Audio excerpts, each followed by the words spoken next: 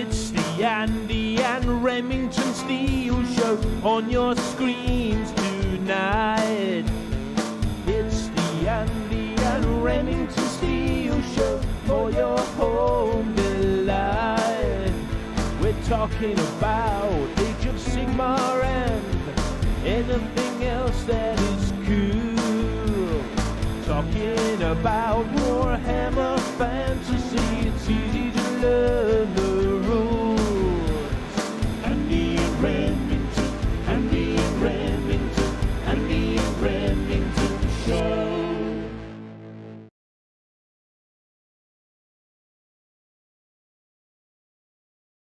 Welcome one and all. It's time for another action-packed, spicy edition of the Andy and Rem Show, episode 174. Stormcast and Kruleboyz are on the horizon. But are Remington's blinds open or closed? The question that's plagued mankind since the dawn of time is about to be answered. This week, they are closed in a controversial move. Is that because we're going on a bit later than we have recently? What's that?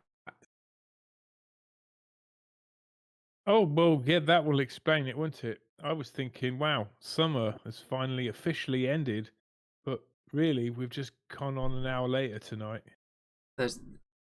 Summer tried to end, but it's not been allowed to, has it? This was a ridiculously hot day. It's been a very sticky couple of days, I'm sure. At least it has here. Has it been over there, Andy? It definitely has. I've been painting in this room all day, so it's very hot in here. Oosh. Have you got a fan? Got multiple fans pointed at me at all times in this room. That's how hot it is. But do you know what else is hot? How many real fans do you have? Do you know what else is hot? This show. What? Hell, because the chat was just rolling in before we even went live. Look at the big name viewers we've got in there. Got the likes of Colin, got Sean, Graham, William, Rob. Legends of the community. We dive straight into all the stuff we're going to talk about this week because it seemed like a lot of models were teased and then revealed, and then nothing. Tumbleweeds rolling across the GW pre-order page for a few weeks. But it's about to be updated because we've got the battle tomes coming. Stormcast. You can get a special edition one as well if you want to see them out to get a fancy cover, probably. Can I ask a question?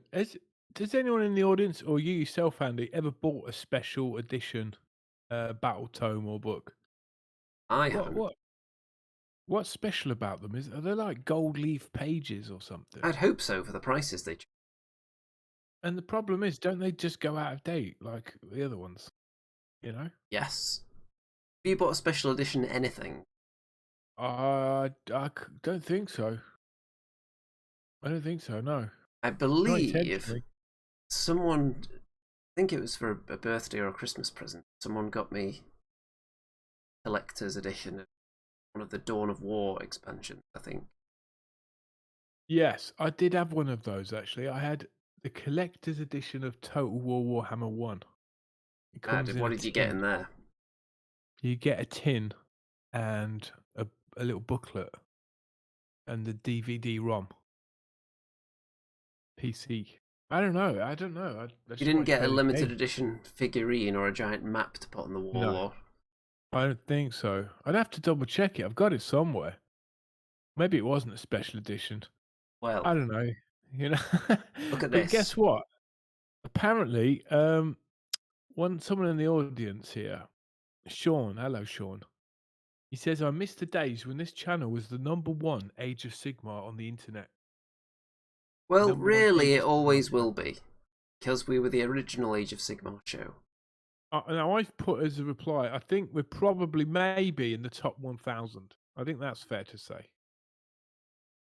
Well, lots of highly competitive rules analysis shows did pop up in our stead, but I don't think anyone has really captured the same kind of spirit harnessed this channel. No.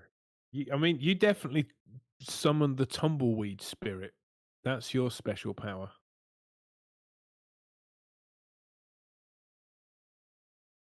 Anyway, look, 76 war scrolls. Wouldn't you love to have that many war scrolls? Flipping heck. Do you think how much are they going to charge for those? Well, let's see. I think they might actually come with the battle tome. It's going to be like 20 quid just for them cards, isn't it? I mean, are you going to get the cards? Let's see. might Handicap as well. pack of war scroll reference cards. I don't know if they do come with it, actually. But I'll probably have to buy them because, look, very handy. And look how they're aligned as well. The text isn't crammed in just to the top half of it with half of it blank. We're actually using all the space. Nice. And you Probably have get to a get those. picture. You get a picture, don't you, of the actual unit, so you very Yes, quickly identify them. very handy. And look what else is going up for pre-order. We've got the Knight Judicator, his faithful Griffhound. So another shooty character to link wounds onto your units from far away. I'm sure you'll enjoy that. I mean, at this moment in time, the Stormcast. I like this face, by the way.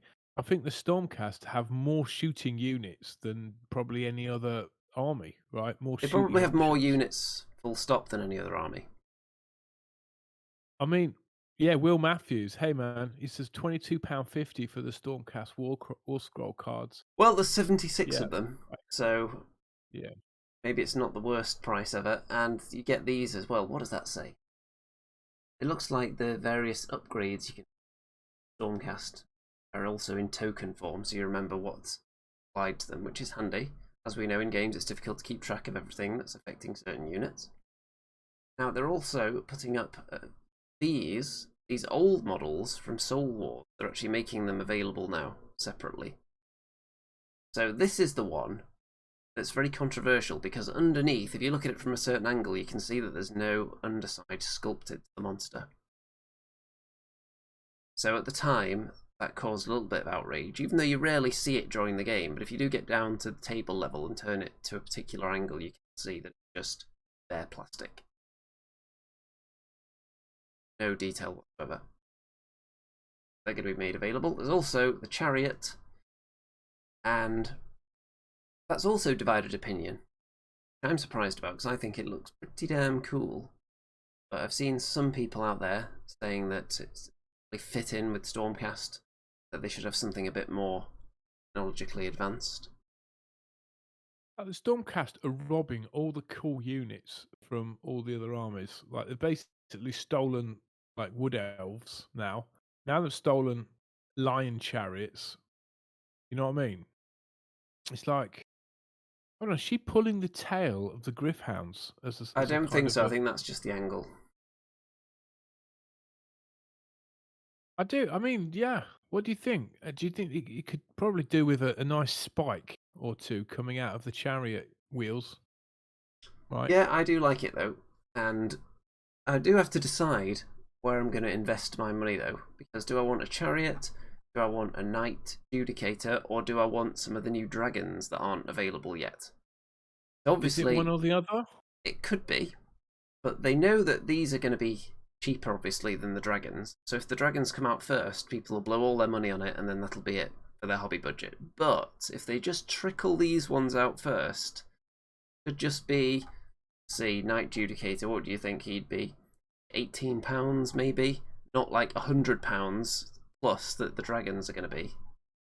And then the Chariot, what would you expect that to be? 30 quid.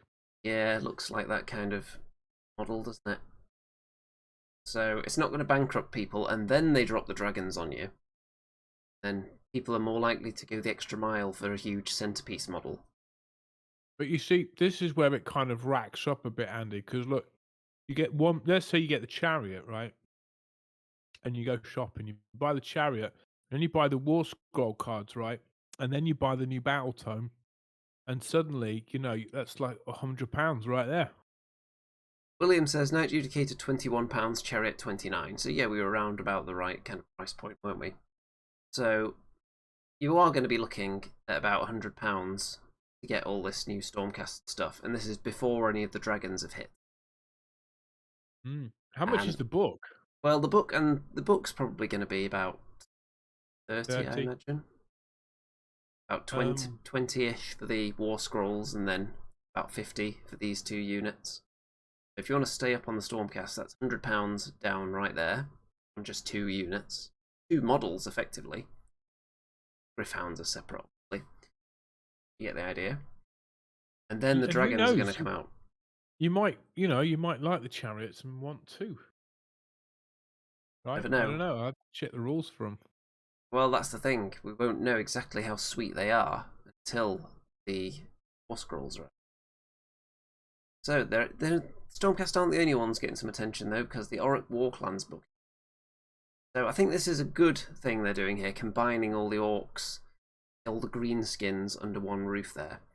Okay, so all the orc right? versions. See, what are they called? Bone Splitters and Ironjaw. Yeah. So all of them will be in, all of those factions are going to be in this book. Is it good though? Because it basically means they're not expanding the Ironjaws and they're not expanding Bone Splitters. So you've pretty much got. They've already released all that they're going to do for those. They've just added on a new kind of Orruk. It's good if you want to. It's good if you want to have little bits from each of them and make a combined army. It's probably good from a business point of view because people who already have one of those orc armies will want to buy this book, and then they'll see all the lovely war scrolls for the Kruleboyz, which are probably superior to their other models that they have in their collection. You know what? I could. Yeah, and they'll start buying the new stuff to go with it. I think it could be a good business move there. Dark House Gaming. Hey man, he says, yeah, that's it, Remington. Adding new ones and getting 25 for a new book. Yeah, adding. Yeah, I mean, I actually struggle to think of what more units you could bring to, say, the Bone Splitters, right? You know. Well, you always seem to say this, and then there are endless things they can do with any of these factions. They have people paid to come up with this stuff. They can come up with 1 billion new units for Stormcast, for Kruleboyz, and if you think back when Khorne were getting a new unit every week, they can come up with all of them. They can come up with new units for the neglected factions as well, if they really want to. It seems like they have a size cap on all the factions that aren't Stormcast for now. Yeah. Which is kind of annoying. Ever end, man. Will it ever end? You know? I would assume. I mean, in the past, did Games Workshop have a favoured faction? You know, I'm talking like... Other than Space Marines in 40k. No, but in Warhammer Fantasy. In Fantasy, they didn't really. If you look back to the starter boxes, which factions were most represented in those? Maybe Orcs, but they definitely weren't in all of them. Yeah, the Orcs, and Goblins were in... High Elves. If you look at Orcs and Goblins as one faction, they were in at least 2 or 3 of those boxes, weren't they? But... Yeah, you've got a point there. So I think they must have figured we need some kind of, spearhead poster boy thing. And there you go. So what do we know, right? Indeed, they must be making money. But the Orruk Warclans are going to get their own scrolls as well. Let's see how many get in here. Pack of 37 reference cards. So 37 cards for the Orruk Warclan. So presumably that is across all the Orruk factions. Wow. So the whole Orruks have almost exactly half as many different units. Yeah, so remember, that's just the Orruk factions. That's not going to include the Goblins as well. Okay. So they've got a lot of units. Got you. I can't get hold of any of the Gloomspite Gitz War Scroll cards. I mean, they put one lot out and then just stop making them. It's really frustrating. Well, did anyone else notice that? You've got to grab the War Scrolls. It's the same if you want to get some of the special dice. They seem to sell out immediately as well. But this isn't going to be up. Dice, that's a fancy thing, right? But the kind of War Scrolls, they're kind of half essential, I suppose, unless you know them off by heart. Well, you've got to just print out your own if they've sold out, haven't you? Maya Brute Troggoth. This looks like something that could be added to the Remington Boys collection.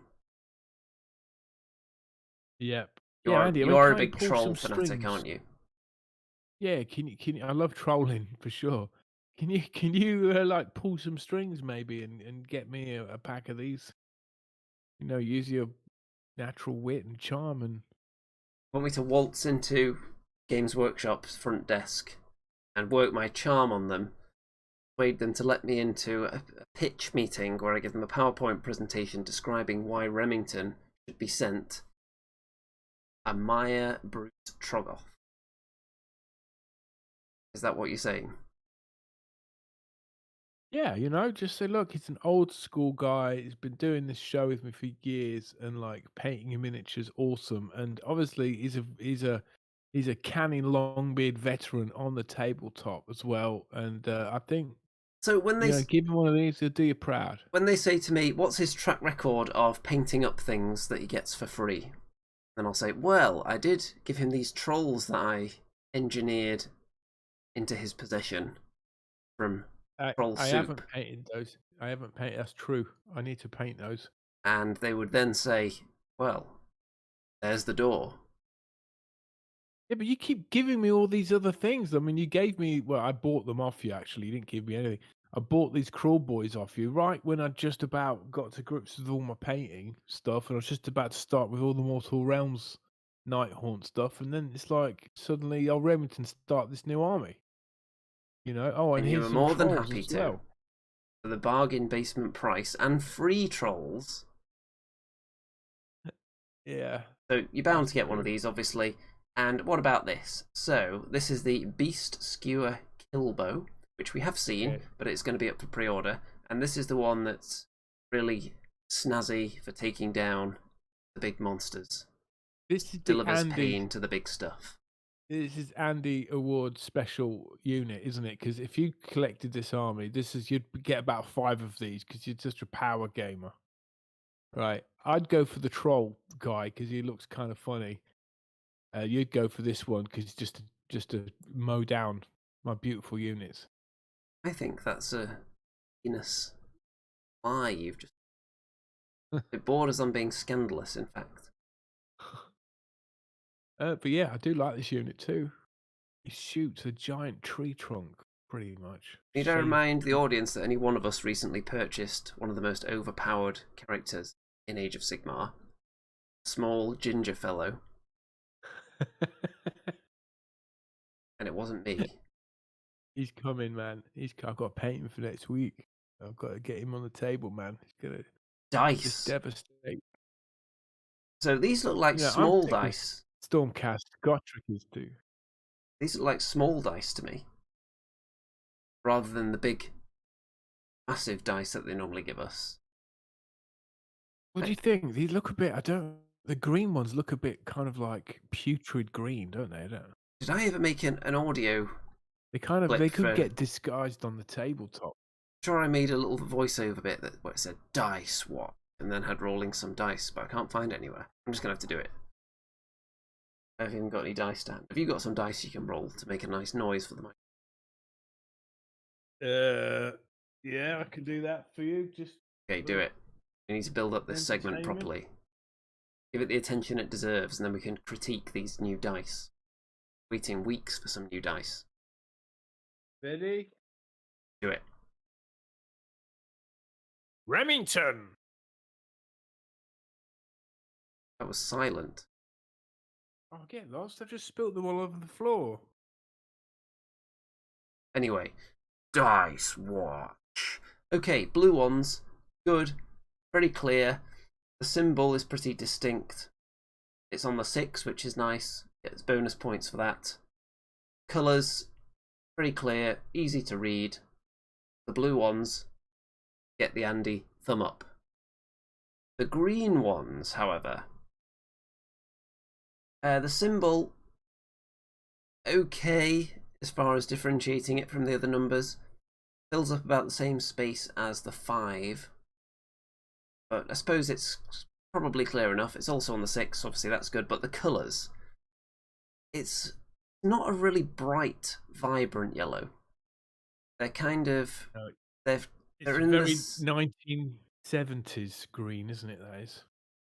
The brightness of the two colours isn't different enough for my liking. You need one really, really light colour, one really, really dark colour. And they're too close for my liking. Do you agree? They're growing on me actually because I've got an old school kind of car, and it's like an old school kind of vintage car color. That is, it's growing on me. I might just get them to spite you, Andy. Well, for me, it's going to be About that. most of a thumb down, but it's up a little bit. It's not quite the full down thumb. It's about there, I think, because it does have something going for it. The symbol being on the 6, for example, but the colours not going to be as easy to read as these lovely blue and white ones. Look at that. Just someone rolls one of them 50 feet away, you'll probably be able to tell what the number is. These orc ones, if someone picks up the dice quick, you've got no chance, have you? Doesn't stand out enough for my liking. Ones. No, I'm gunning for the green ones. I like them. Also, yeah, that is a good point. How much are the dice? I mean, Will Matthews here. He's just been our in-house researcher here. Phenomenal. He said the Maya Brute Trogoth is going to be £31.50. So that's like pushing $50, right? $45, $50. And the B Skewer Kilbo is only £21. So that's about $28, $30. What do you think? I reckon Andy would probably buy 2 of them. Dice are £20. Well, how many do you get? 18. I counted 20 there.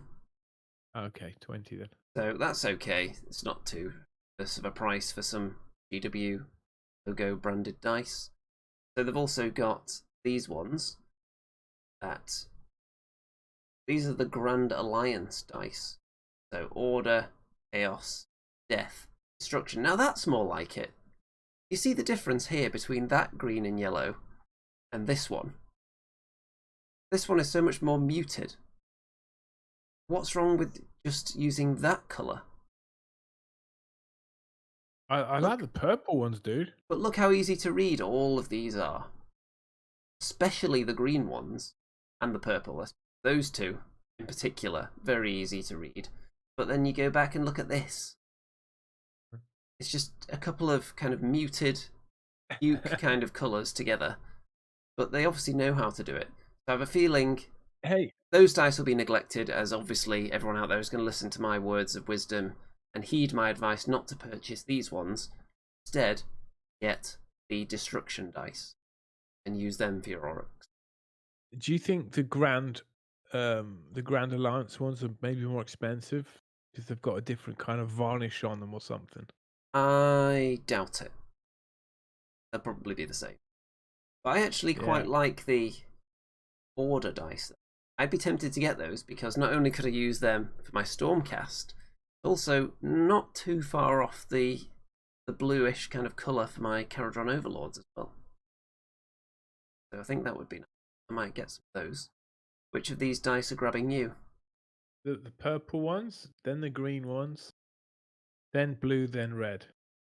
In that order. Yeah, these ones look a bit lame, actually. Even these blue and white ones, while they're very clear and easy to read, they don't stack up against gold pips, do they? No. Andy, is there like a big market out there? Are there like dice collectors? Do people like collect these different dice? And yes. Wow. There are people that hoard thousands of dice. I know some people like that. And do they like keep them in the packet? Or do they like use them? I don't know of anyone that keeps dice in a kind of collector's, keeping everything pristine in the pack kind of way. But I do know people that have a lot of dice. I have quite a lot. I would like to have more. If I had infinite cash, that's probably one of the things I would buy a lot of. And just get different dice out for a different occasion. Well, when I was going through my selling phase, I bought some of the Ogre, the More Tribes dice, some of the big fat ones. And I bought some the Daughters of Cain dice. And because I didn't have any actual games for about 18 months, I ended up selling them. But I sold them for almost twice as much as what I bought them for. So I guess there is a big market out there, right? One thing I do have several sets of, actually, in dice. I have quite a few relics faction dice. from before Relics became absolutely nothing after it was bought out by TT Combat, who then decided that they don't want to do anything with it. So they're just sitting on the Relics IP and ignoring it. But I have got several sets of the original 4 faction dice around. Are they D6 or are they special? Yeah, they're D6 and they have faction symbol 6. They're pretty cool. Anyway, look, some Space Marines. Whoop-de-doo. Space Marine being ripped in half, which is a little bit cooler. And so you can win a Titan. And when I saw that, I thought that'd be an exciting competition to enter, wouldn't it? Win a massive Titan. I could see either of us enjoying that. But then, oh no, it's when you spend £100 with Forge World, you then get entered 1 entry into the draw for winning a Titan. So it's not just a free thing you can sign up for. Is a Titan like a big deal? Is it like a Gargant? It's going to be way bigger than a Gargant. A Gargant probably go up to this Titan's leg, I imagine. Forge World Titans are massive. They cost hundreds. Is it like, does that take up all your points in a game then? If Got one of those. You'd probably only be able to use it in a points game anyway. But there's lots of fiction coming up, lots of other stuff. And what's that? Knights of Bretonnia, that looked good. Warhammer Chronicles. Paperback and ebook set in the world that was. The Knights of Bretonnia omnibus collects the novels Knight Errant and Knights of the Realm, plus the novellas Questing Knight and Grail Knight, they all existing works, along with the short story Rest Eternal, completing the saga of Callard from his knightly training to his most epic adventure. That's something they already had out there that they've just compiled into one new chronicle. I think so, yeah. It looks interesting. I'd be interested in reading that. That does have Remington written all over it, actually. Yeah. I've got some Bretonnian stuff still, you know. Now, even though we abandoned Necromunda because the rulebook's terrible. Well, you abandoned it just as I'd finished painting. Yes, even though I abandoned Necromunda because the rulebook was headache-inducing and impossible to read because of the grainy grey background, they have released a cool model which carries on the trend of GW and other companies, in fact, having small people sitting on the shoulders of large people. So we just saw that Troggoth. We've seen the Mantic Halflings riding on the backs of trolls. Now this. I love this miniature. It's cool. I mean, it's kind of it's horrible. It's a horrible miniature, but it's really cool. How feasible is it to light the end of a flamethrower with a candle? Well, I mean, these guys, they look like they're just so dried up and full of leprosy that any kind of naked flame is just going to set them on fire, right? It must be a special sci-fi candle, surely. It can't just be a regular candle that's just going to melt and go out in a gust of wind. So tell me more about this clan Cawdor then. Have they all got diseases and stuff? I think they're just religious nuts. Known for being a bit of a ragtag bunch, perhaps, this Chummy Duo is the epitome of the clan's ability to find inventive ways to best their fellow hivers. When working together in pairs to accomplish things they might struggle to achieve alone, dig shamblers, lumbering their way to an underhive conflict near you. Well, go. Fun times for all. Yeah, Next, nice, Stormcast Battletome. We've got a little bit of a preview, and apparently you can make your own Storm host, and they've got some pictures of different Stormcast colour schemes, which I like. These ones are a bit more similar to mine with black on. These have got more black than mine. Yeah. So I like seeing the different Stormcast though. I get sick of seeing the gold and blue ones. I never really liked those in the beginning. I always thought the other colour schemes were way cooler, but they never spotlight on them. And you can give them special abilities when you're doing your campaigns. What do they call it? The Path to Glory system. So you kind of increase the power of your forces. You go through your campaigns, and some special rules for them, which we haven't attempted. So I'm not going to attempt to just any knowledgeable light on this at the Well, moment. all you need to remember is just you did the +1 or +2 armor. That's all you kind of do, innit? And it just make your units unkillable. That's the way the game works at the moment. And how about Rumor Engine? That looks like some kind of very evil hammer to me. Yeah. What flavour of evil hammer? Spike is rather chaosy. Oh, Chaos Dwarf. That's my first instinct. It could well be. If it's not 40k, Yeah. which it could easily be like a Yeah. 40k chaos hammer. But if it is Chaos Dwarf, spicy times ahead. Be really nice, wouldn't it? It could be a Chaos Dwarf pulverizer. Chaos Centaur pulverizer, like, but the, you know, like an updated edition of it. That could be kind of cool. I'm interested in what these dangly bits are coming off it. That power cables, which you'd think is more of a sci-fi thing, but then the Caradron Overlords have power cables. True, but I don't think they'd have those spikes. Don't know. But it Will suggests it says could he still guesses be it's a- it could still be fantasy. Will says it's Emperor's Children or Noise Marines. Well, that would be boring, so we don't want to speculate on that.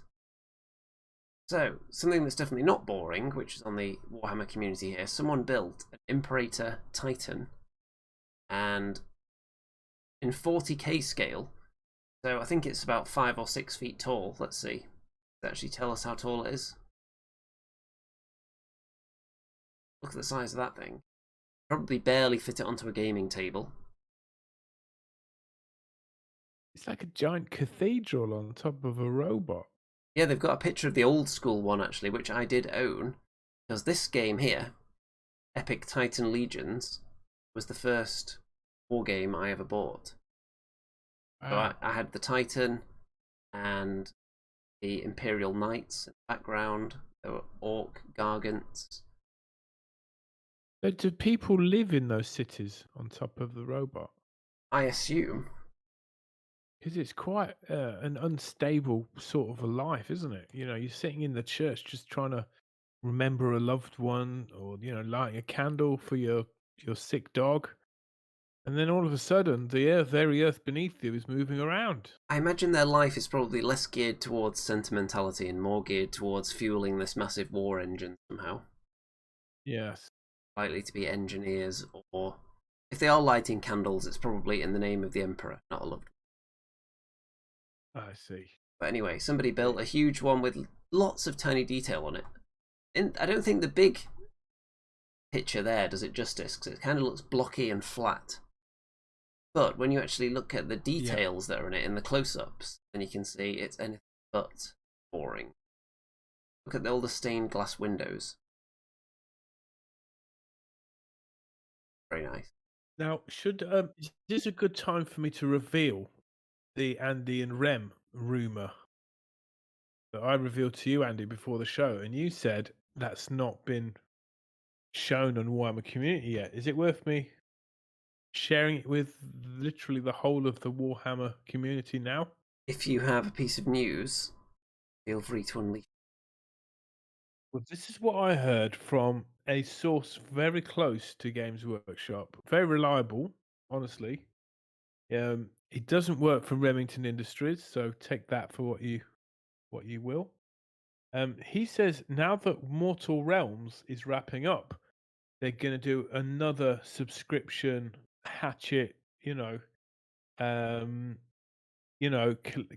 collecting kind of weekly magazine. It's for 40k, so it's gone back round to that. Didn't we already know they And were going to do that? You told me no one knows that. I said I didn't see anything on the front page of the Warhammer community. Yeah, meaning that Isn't that something that was already? Announced. Isn't that something that's been known about for quite a long time, though? I thought you had some kind of breaking element to that. Yeah, it's going to feature bet you didn't know this. It's going to feature Necrons, and it's going to feature some kind of, Space Marines, but also Sisters of Battle. Well, I So, hadn't heard those there. elements of it, as Imperium. far as I recall. David Cartley says Imperium with crying laughter, meaning that is that ironic because everyone already knows? I think so, yes. Oh, great. Yeah, they've already announced it. Oh. Well, I think you may have broken the news that there might be some Sisters of Battle in it. Oh, bugger. Remington's breaking I feel news like segment. Sleepy Joe Biden here at the minute. Hold on, let me get a little audio clip here. Because I think that was definitely Remington's hot tip. Ooh. Been out for 2 weeks. Yeah. Oh, yeah. Okay. Rub it in, Graham. There you go. That was Remington's hot Rub tip. it in. I've just been back at work, working my ass off. I ain't had time to just check everything out. I'm watching all the Warhammer Plus content. Do you know what I mean? I'm painting miniatures. Next week on Remington's breaking news. Next week on Remington's breaking news is Warhammer Fantasy disappearing to be replaced with a round-based game system. Hear all about it here first. Next, now this is also on Warhammer Community and just some cool conversions that I thought we should look at because they have squigs pulling vehicles. I thought you might like to see. That looks cool. That is the one though. Look at that. Okay. Squig creatures pulling a vehicle. Like down. So this is on Warhammer Community at the moment. Somebody's army version going on. Very nice though. Monsters carrying orcs. Battle. Squigs. It's cool anyway. With that, it's time for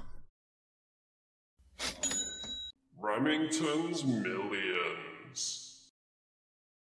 Serial investor Remington put his money where his mouth is recently and shoveled his cash into GW stock. How's that working out for you this week? Well, basically, I could have bought a Titan if the people in the chat there are correct in saying they cost about £1,000.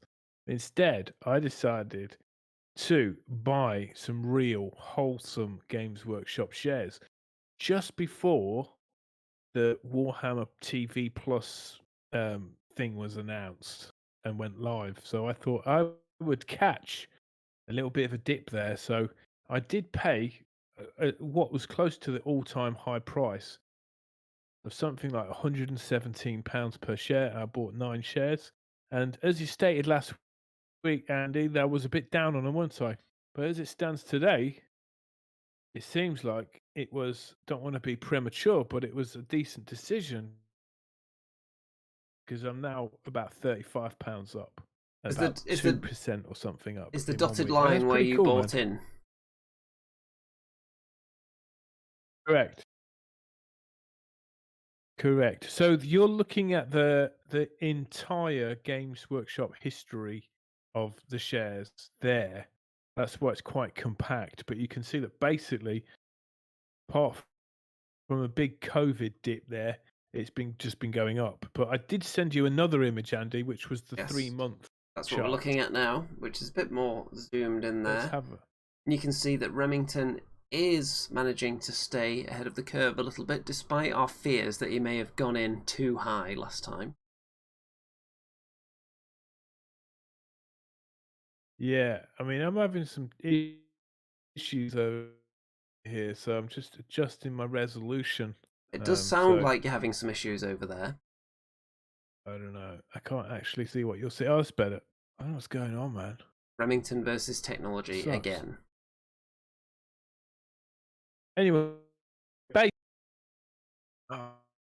oh God, what's going on? I think your internet. Can you hear me? Yes. You're blinking very slowly, and some of your words aren't coming through. Yeah. but it's nothing that we don't expect from you. Okay. Hello, Mark's Dice Tales. Yeah, so you can see that we've just been on a little bit of a mini tear. Is it new pandemic fears that are doing this, or is it that Games Workshop are finally getting more and more subscribers? Now we're 2 weeks into the Warhammer Plus thing, and I think we'll know when the next quarterly earnings or 6-monthly earning report comes out, and I can fill you in, and we can find out just how much cash Games Workshop is stashing. So there you go. So, before we move on to our next topic, Warhammer Plus this week. You watched anything on that service?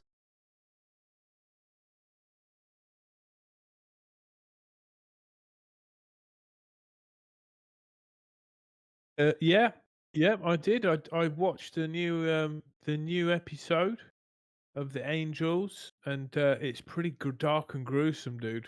It's I good, just though. started that actually. I don't really know what's going on. I watched the first episode, and the animation is clearly much more. It's like a game cutscene rather than the kind of weird, not exactly lazy. That's harsh, but the hammer and bolter style animation, more simplistic, not as shiny. So very different look and feel. Very dark though. I think it was rated for 15 plus. So definitely not little kid type thing. I mean, Andy, it is very gothic and dark. I don't really understand what's going on. There's basically, without ruining the plot, there's this massive ship, and some space marines get sent down to this weird planet, and there's like human-like people on it, but I don't really know what's going on. And then a bunch of other ships that are supposedly like Imperial ships, but are not, because they've got like weird guys on it, crash into the big ship. And then there's a big battle on the planet with these guys that look like humans, but they're not really. But I don't really know what they are, but they just get annihilated by the Space Marines. Is that a fair sum up of what's happened so far? I think it probably is. Do you know what's going on? I mean, Not I'm enjoying hugely, but maybe a little bit more than you. I have been slightly more involved in 40k than you have over the years, but I've never delved that much into the fluff compared to most people. That's like the main selling point for a lot of the community. Is it hooking you on the universe though? Like... Yeah, but it's not a universe I would like to live in because it's like it's so brutal. That is fair. It's like no one really cares about life whatsoever. So are you feeling that Warhammer Plus is a worthy financial excursion for you at the moment? Yeah, I think so. Do you know, I've not had the time to really go into all the old back catalogue of White Dwarves. I've only had time to watch the battle reports, and I saw the 40k battle report and really enjoyed it actually. This week's one, of course, tomorrow hopefully we'll get some new episodes. But last week's episode was the Space Orcs, right, against some Blood Angels. I think it was quite entertaining. I think a criticism certainly I've seen from our viewers has been that it's quite 40k focused at the moment, and it would be nice if it was a little more even, a bit more AOS stuff on there.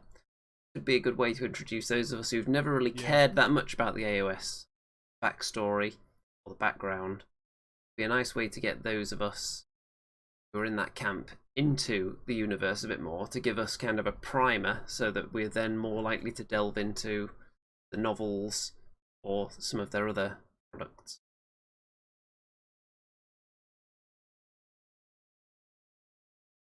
Sure, but I mean, what format would you like to see? Would you like to see like a cartoon, like a film, or something stylized, animation-wise? Well, how would you like I it to wouldn't be mind seeing just a bit made? of everything. The way they're doing with 40k, just do something like that with Age of Sigmar universe. long as it's not exactly the same tone, because you just replace the brooding Space Marines with brooding Stormcast Eternals, who are just a little bit holier than the Space Marines probably. The Space Marines have a kind of darkness to them that the Stormcast, as far as I've seen, haven't really had in their character. Space Marines are kind of the good guys, No, I mean, but they've got a dark side to them. Yes. Do you think we're being hoodwinked, Andy? Do you think really it's all a ruse to get us all into 40k? Who knows? If it is just a ruse to get us into anything and the whole service is awful, then I'm sure after a year they're going to lose a lot of their subscribers. So, see how that goes. Now, what could this be? Why, it's a picture of me playing a game in a tournament setting. That's right, tournaments are back. This was a Kings of War tournament that I took part in at Element Games. The tournament report is up on this channel, which many people have watched. About 3 hours long, me describing all the tactical thought processes in each of my games that I painstakingly photographed throughout while playing. And you can see me there. Andy, it kind of looks like you're just pushing stuff forward there. Well, There's not much room enough, to do anything else. Funnily enough, that was kind of my battle plan at this event. Because the army I took had lots of trolls and giants, and I was just pushing them forward towards the enemy to kind of box them in early, stop them manoeuvring, and then just smash their faces in. And for the most part, it works pretty well. See, there's another picture of me in action there. This is on day 2, hence the outfit change. Commanding my goblins. And it was... there were far less handshakes than you normally see at tournaments, but that's understandable. And if I shook anyone's hand, I immediately whipped out the hand sanitizer. In fact, I even offered someone a handshake with the promise that they could then have some hand sanitizer afterwards. So there were a few people wearing masks the whole time as well. Most of us didn't feel the need to wear them all throughout the day. But whenever people were walking through the Element Games shop, most people then donned their mask. Or entering any other enclosed space. So look how stylish I am there, pushing the goblins around. And you definitely look the most stylish in the room, Andy, which is half the battle, really. And this is the special miniature that I created for the event. Well, I didn't really. Sculpted a headband on it. Because the 4 tournament organisers had characters based on themselves, and you could pick one of them to put in your army for free as long as you make or paint a model that resembles them in some way. And then the best one would get a prize as well. So... What does FFS stand for? That is the Andy? 4 Foot Snake podcast. War podcast. Oh. So they were part of the organising. And I actually won the award for the best one of these characters. And look, doesn't it look like him? It's really good, actually. Very accurate. So there I am collecting my trophy for that. And what's this collecting another trophy? Let's see if we can zoom in and see what trophy that one is. Isn't that just a copy of the first picture? It's not, because it's a different trophy in my hand. And look at that, it's a 3rd place trophy. Isn't it lovely to see Andy smiling? It just like such a forced smile. I mean, we rarely see Andy's teeth, but there it is on as evidence of Andy smiling. Evidence not only of smiling, but also of winning. It was a 5-game event, 4 wins, 1 loss, not to be sniffed at all, and 3rd place out of 38. Amazing. So that's pretty good. Wow. Did the person that beat you, did they come in the top 5? No, actually, they finished 4th behind me.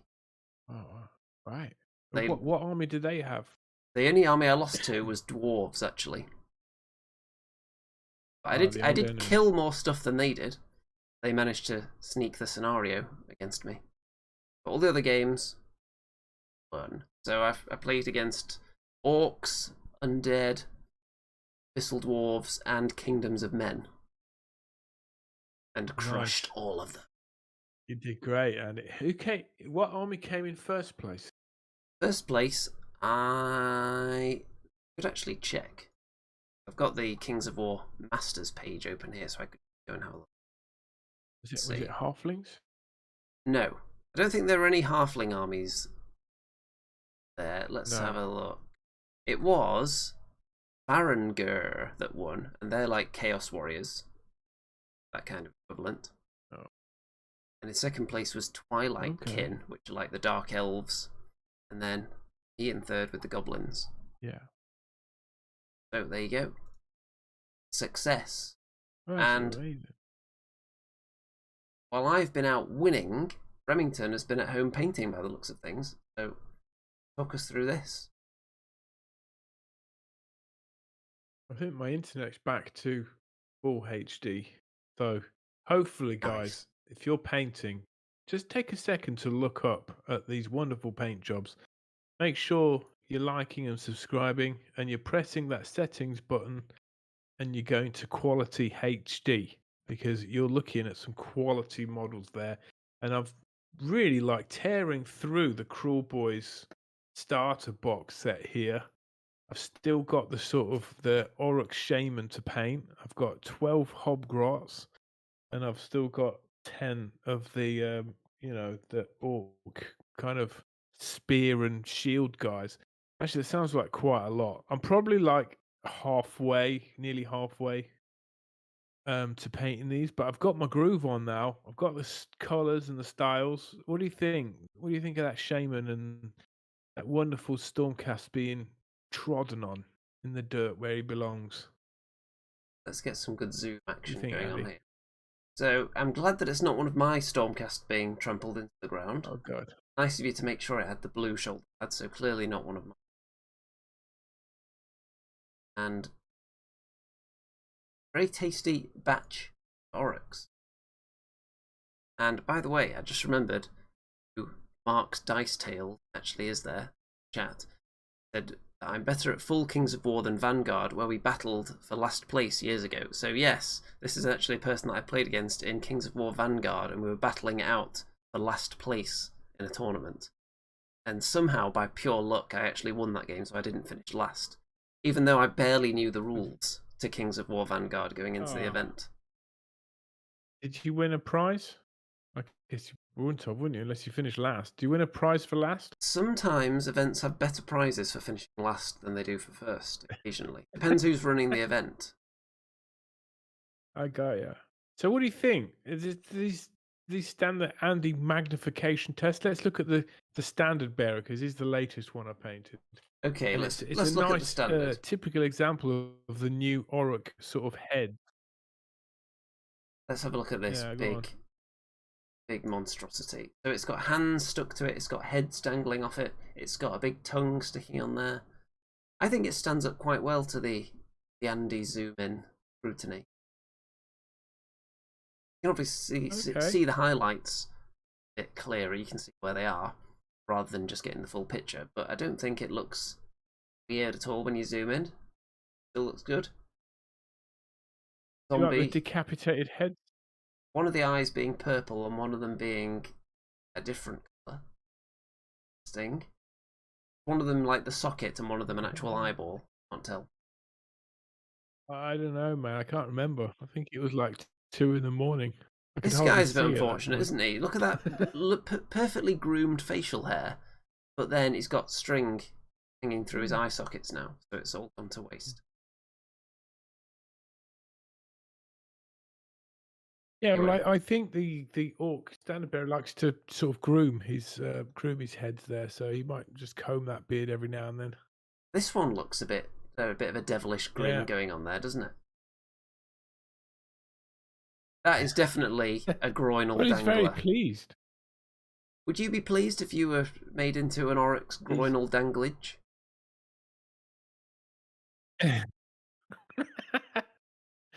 Not really. Can you imagine every time he has to go toilet, there's a big head in the way there? You'd literally just get weed on, wouldn't you? I think you literally would. And if I assume this head can't feel anything at the moment, so it's not going to be too bad for him. Probably already dead. You know, when I was painting it, I couldn't help thinking this is what like Malice Darkblade might look like, right? And this is where he's ended up, on the groin of an orc. It's a fate that Okay. everyone suffers at some point in their lives, isn't it? So, Kruleboyz coming along nicely. What am I working on? Well, I have been building this. Squadron Overlord's gun hauler. Partly built, but in terms of painting, I've been working on my Bad Squiddo Soviet ladies. So they shouldn't take too much longer, actually, because I'm going to do a pretty basic colour scheme on them, because World War II is supposed to be all grimy anyway, and then they're going to have some nice snow bases. Got the winter range. Andy, do you have to go for sort of an accurate colour scheme? I don't, With sort of but like people often do go for accuracy. I'm sure when I post them up on Facebook after they're finished, someone's going to complain because the uniform's colour's slightly off. But that's just what the World War II miniature gaming community is like. So they don't go for like expert painting, like and realism. Some people do. They go for just right. But it would take me a very long time, and then I'd never get to the rest of my Stormcast and my Caradron Overlords and my Kings of War, Night Stalkers, and all the other things I want to paint. So I'm just going to try and blitz them out and then get on to the next thing. I've still got things like this gigantic, hideous project. My Kings of War, Night Stalkers, this Gargant that heavily built upon. In fact, I don't know if I've shown anyone this before. There is actually under its foot. See there? There's a little orkling or snotling type thing actually trampled under its heel. So tentacles everywhere, and one of these days I'll get that finished as well. Lots of projects on the go, just trying to fire through, get things finished. Yeah, you're gonna have to get your spray out on that one, Andy, because that's like a big job, man. That one is going to be fun, though. I am looking forward to getting that. But first, Soviets, Caradron Overlords, to get them into a usable army so I don't have to play Stormcast endlessly for the rest of my life. Then, mate, why not like a 6th or 7th King of War army? I'll be getting to the levels you were at with your Warhammer armies. What have you got in mind? Well, I know, I almost have at every faction. What Kings of War are you looking at now? well, I need to finish off my Night Stalkers, and by finish off I mean make an army I can actually use, because I've just been making big hideous monsters that in no way form a legal army, so I actually need to do some basic troops as well, which I do own, I just need to actually paint them. So, after that I'll have goblins, abyssal dwarves, halflings, plenty of armies.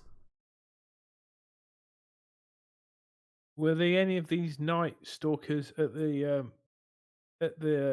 competition you went to? Yes, there were people playing Night Stalkers actually. The one guy I spoke to who was playing Night Stalkers wasn't very happy, because the one trick that Night Stalkers have is that they're all stealthy, which makes them harder to shoot at.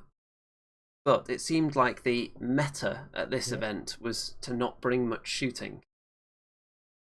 So that was like a special rule they have that was mostly wasted.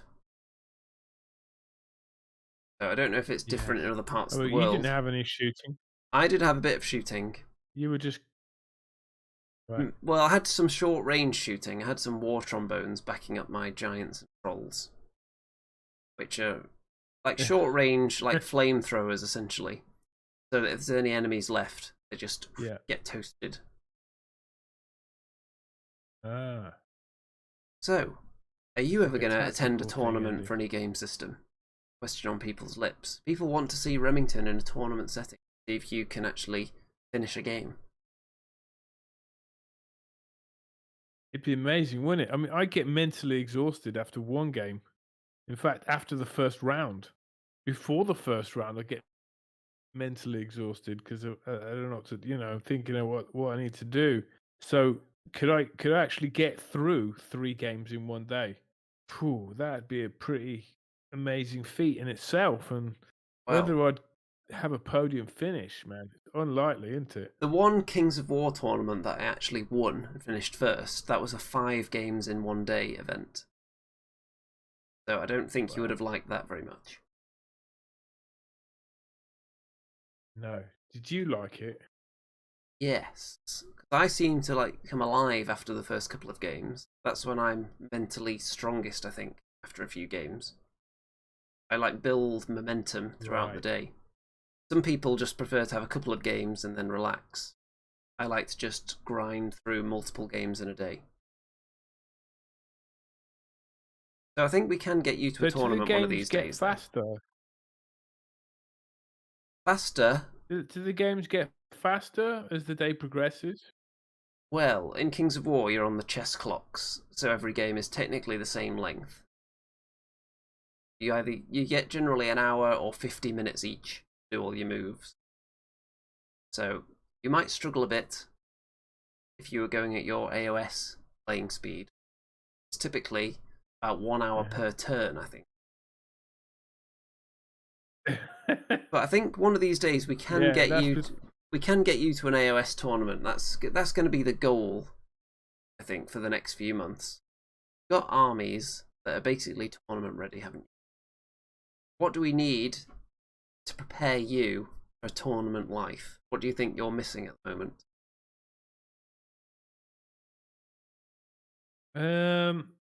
Well, I'm good with the style. I'm good with the style. I'm good with the personal hygiene. I've got the gamesmanship and the personality. So I think it's just a little bit of tactical nous and speeding through the dice rolls and, deciding on whether I actually do any chit chat or just get on, roll the dice and tell them to remove models. Maybe that's what I should start doing. Well, I think if What you do were you to think, if then? you were to take your Daughters of Cain to a tournament, I would call that a mistake immediately, because you've got so many special rules that they have all these different auras of effect for different things, Yeah. and they're overlapping Yeah. special rules and conflicting special rules because some of them have been updated in War Scrolls, some of them haven't. And I think you would just get paralyzed. I think you probably do own simpler armies, though, don't you? Have Iron Jaws or something, Bone Splitters, kind of orcs, don't you? No, I sold my bone splitters, so Oh dear. I sold my ogres. So I've got Cities of Sigmar, massive Cities of Sigmar, but I could do a pure like Wanderers army. I could nearly do a pure Dwarven army, or I could do a massive human army, sort of Imperial. You don't really Cities of have any Sigmar of the army. armies that I think Or a would be mixture. perfect for you. I think you could do with a kind of brute force army. You don't have to spend too much time worrying about synergies. You just push things forward. Like the Sons of Behemat, maybe, with a load of Mega Gargants. So you wouldn't have too many rules to look at. So what are you With 18 saying, Andy? different I'm units. like a child in terms of I'm saying my that you just mental need. capacity of wargaming is basically like a child. I'm saying you need to build up your tolerance to all these rules and all the different things you have to remember, and it would be easier to start off with an army that you can just push forward and kill things with, instead of going in with 100 different war scrolls that you're shuffling through every turn, trying to remember which command ability you want to use. And then once you've got a good grounding, and being at tournaments as well is a really good environment for learning different armies, seeing different tricks that people use, and to also stop playing the game wrong, because if you're playing a game wrong in the comfort of your own home against the same people all the time, you'll never know. But as soon as you go to a tournament and start trying to do it, someone will point it out. It's really good for learning. I pretty much learned how to play Kings of War at tournaments.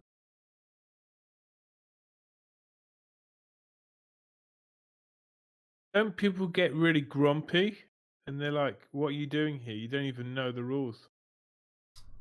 Not really. I've never seen that happen in Kings of War. think with Kings of War, it's probably Yeah. different because you're on chess clocks. So if you don't know what you're doing, then you're just wasting your own time rather than your opponent's time. Yeah. Whereas in something like Age of Sigmar, if you don't know what you're doing, you probably just grind the whole game to a halt, essentially. So I don't know, maybe you would encounter grumpy people under those circumstances, but there's only one way to find out, and that's go to a tournament. We'll have to book you in for Andy, I would say you've got a I would say you've got a pretty good poker face. Is having, a good poker face an important factor in doing well at a tournament? Or It can be. Are you sort of a player that thinks out loud? I do some thinking out loud, but there are some things where you just want to make it clear to your opponent what your intent is in case the table gets nudged or something, and then the other player claims that you're actually in range for a charge because you didn't point out that you were leaving yourself just out of charge range and allow them to check it as well.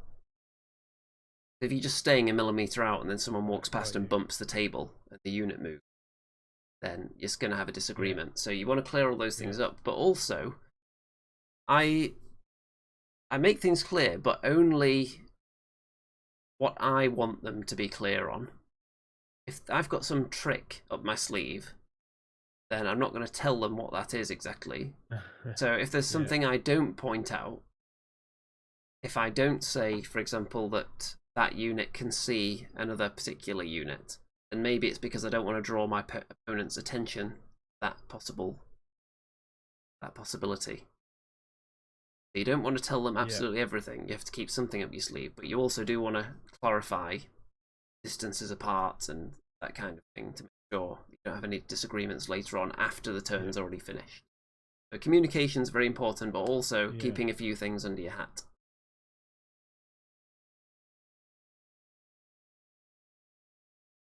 Well, it sounds exciting. I mean, I've got my Gloomspite kits, haven't I? Got a massive Gloomspite kits on me. Could definitely give that a go. Try them. They're probably pretty complicated though. Well, I'm going to have a look at some point at the AOS tournament calendar and see if I can find one coming up that we could attend. Because I think we'd get absolutely annihilated, but it would make funny content and it'd be a good learning experience. Not as a duo, I don't think we would. I think we'd make a formidable partnership, Andy, because it's got your sort of thoughtfulness and my sort of dramatic genius on the tabletop that will absolutely bamboozle them. They won't know where to turn. Potentially. On that note, the note of Remington bamboozling opponents with his dramatic genius, I've yet to see, but I'm sure it's a thing that may happen at some point. Let's go into everybody's favourite segment, which has been revamped as of last week. It's time for this.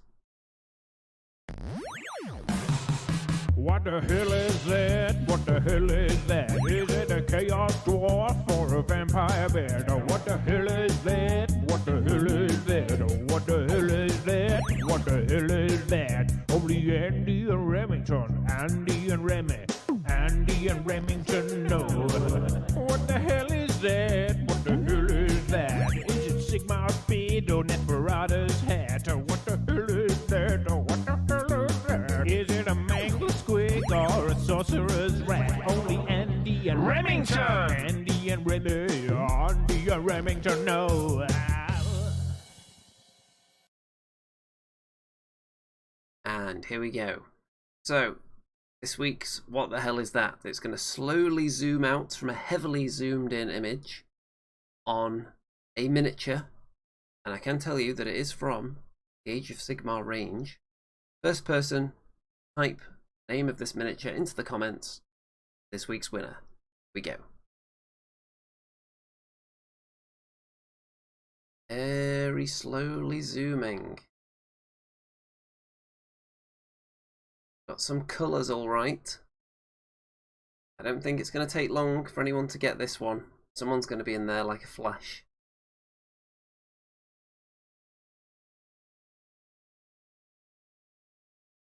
Surely this one isn't difficult, folks.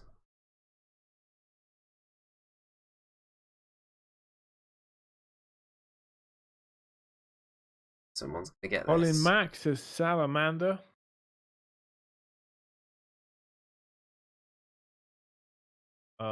It could be like a blood knight. Mangler Squig says Will Matthews. Oh, it's some kind of dragon. No, it's not. It's the Viper spell for Daughters of Cain. Dun dun dun dun. Well, is someone actually going to tell us the name of it? We just saw the entire model. Not the Blood Shrine. It's the Blood Viper. Close enough. Does that mean I actually win? I think Remington might have I probably can't essentially because won. I'm a host. I don't know. I don't think no one else really grabbed it. William can't remember the name of it. What is going on?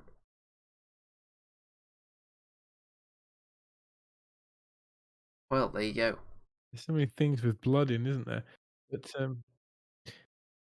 Rem Very wins. surprising. Wow. So do I get £100 Bad Squiddo voucher then? I don't think so. That's not quite how it works. Oh. But for anyone wondering about the name, it is actually the Blood Rack Viper. So Remington was the closest. Surprised William doesn't remember the name of it. Absolutely appalled. Let yourself down there. I think endless spells are really rubbish. You know why? Because you failed to cast it the one time you tried.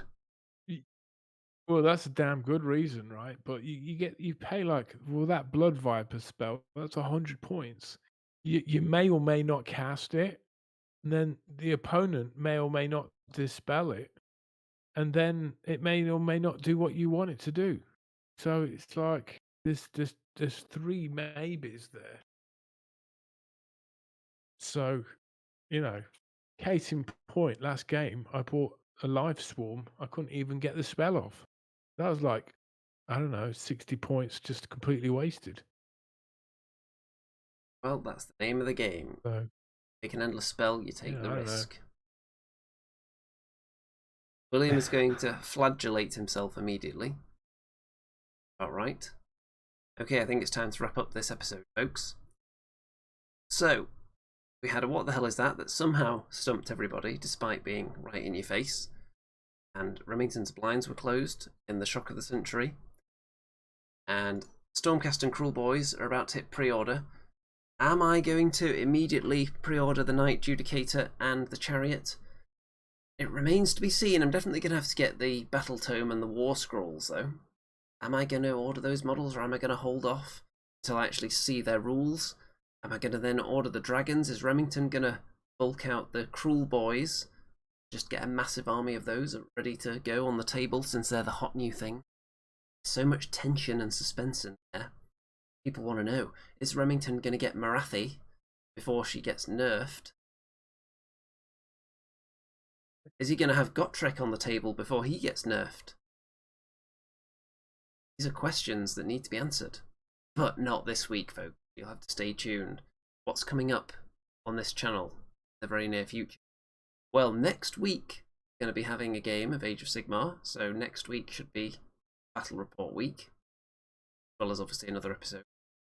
There's also going to be more spicy content from Kings of War on this channel as well, if that's your bag, so stay tuned.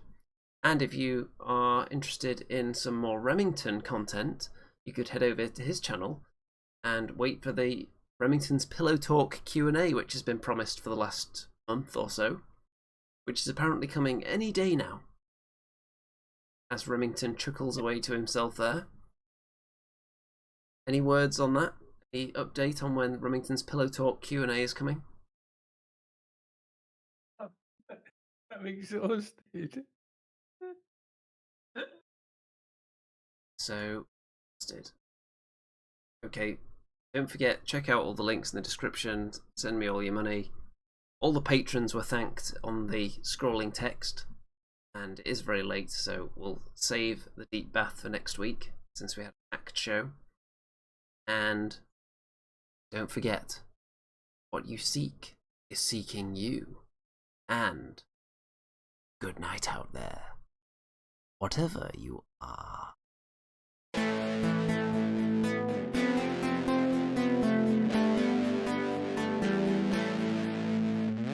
It's the Andy and Remington Steel Show on your screens tonight. It's the Andy and Remington Steel Show for your home delight. We're talking about Age of Sigmar and anything else that is cool. Talking about war